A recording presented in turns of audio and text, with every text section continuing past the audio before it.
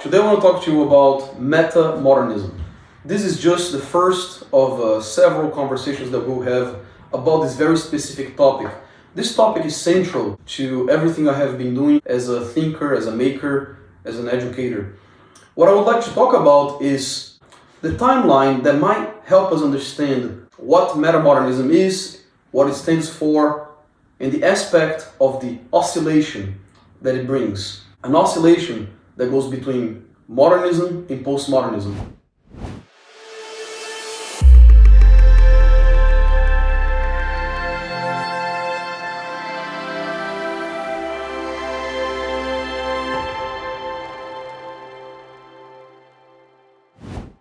So, if we think of modernism as structure, right?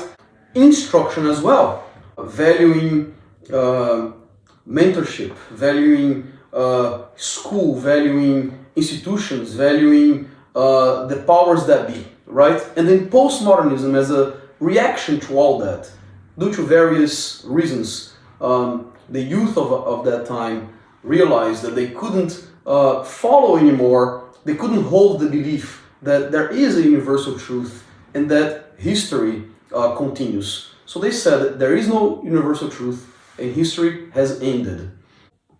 It was all governed by skepticism, by irony. All of a sudden you have the metamodernists, and we're here today claiming that we oscillate between these two worldviews. What does that mean?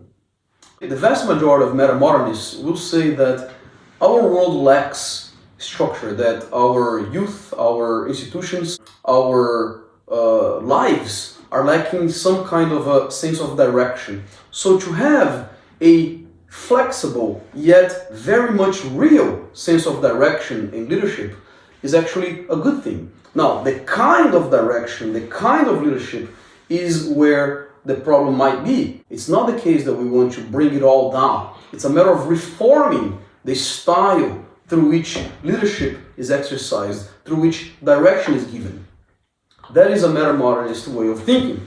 Also, most metamodernists will say that the belief that there are no universal truths could be false. Certain truths, such as the understanding of what is virtue, of what is ultimate good, the idea of love, the idea of that it is not good to steal, that it is not good to cheat, that it's not good to hurt. These universal ideas we very much accept as true. It's a very metamodernist thought that truth, meaning, are actually quite important and they're held in high regard by most people. We're getting close here to an idea of a universal kind of truth. That meaning is important, for instance. That's just one example. So we can challenge the idea that there are no absolute truths.